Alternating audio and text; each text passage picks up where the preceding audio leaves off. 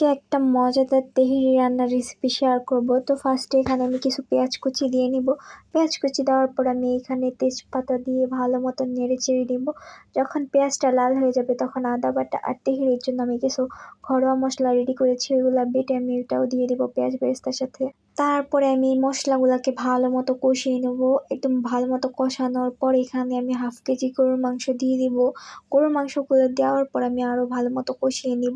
মাংস যত কষানো হয় ততই মজা হয়। তারপরে এগুলা কষানোর পরে আমি এখানের মধ্যে মরিচের গুঁড়া দিয়ে নিব। মরিচের গুঁড়া দিয়ে ভালো মতো আমি নেড়ে চেড়ে নিব। একদম ভালো মতো নেড়ে চেড়ে নেওয়ার পর আমি আস্তে আস্তে বাকি মশলাগুলো অ্যাড করব। তো এখানে আমি টমেটো সস, কেওড়া জল দিয়ে ভালো মতো কষিয়ে নিব। বিরিয়ানির মধ্যে টমেটো সস, কেওড়া জল দেওয়ার কারণে বিরিয়ানির আলাদা একটা ঘ্রাণ আসে আর টেস্টটাও দ্বিগুণ বাড়ে। তারপরে আমি এখানে ভালো মতো কষিয়ে নেওয়ার পরে এখানে কিছু টক দই দিয়ে দিব। টক দই দিলে তো বিরিয়ানির টেস্ট আরও অনেক দুর্দান্ত লাগে। টক দই দেওয়ার পর আমি আরও ভালো মতো কষিয়ে নিব। কষিয়ে নেওয়ার পর আমি এখানে কাঁচামরিচ দিয়ে দিব।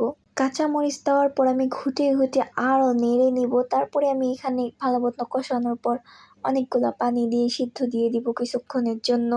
আমি বিরিয়ানির মাংসতে আলুও দিয়েছি, আলুর ভিডিওটা নিতে ভুলে গিয়েছি। তারপরে এখানে আমি পোলাও রান্না করব বিরিয়ানি। তো ফার্স্টে আমি এখানে পেঁয়াজ, গরম মশলা দিয়ে দিচ্ছি। তারপরে আমি এখানে আদা বাটা দিয়ে দিব। পোলাও চালগুলো দিয়ে ভালো মতো ভেজে নিব। ভালো মতো ভেজে নেওয়ার পর আমি এখানে আমার মতো গরম পানি অ্যাড করে আমি সিদ্ধ বসিয়ে দিলাম। আমি এইভাবে ভেজে পোলাও রান্না করি, এটার কারণে অনেক দুর্দান্ত লাগে আর সময়ও কম লাগে। তারপরে এখানে আমি বিরিয়ানির মাংসগুলো দিয়ে ভালো মতো নেড়ে চেড়ে নিব। নেড়ে চেড়ে নেওয়ার পর আমি কিছুক্ষণ ঢাকনা দিয়ে ঢেকে রেখে দিয়েছিলাম।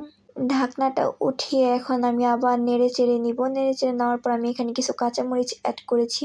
কাঁচামরিচ অ্যাড করার পর আমি কিছুক্ষণ দমে রেখে দিব। এইভাবে বিরিয়ানি রান্না করলে অনেক মজা হয় আর খেতেও দারুণ লাগে। বাহিরের কেনা মশলা থেকে আমি মনে করি বাসায় বানানো বিরিয়ানি অনেক মজার। আমি মাঝে মাঝে এভাবে বানাই, আমার বাসার মধ্যে সবাই অনেক পছন্দ করে।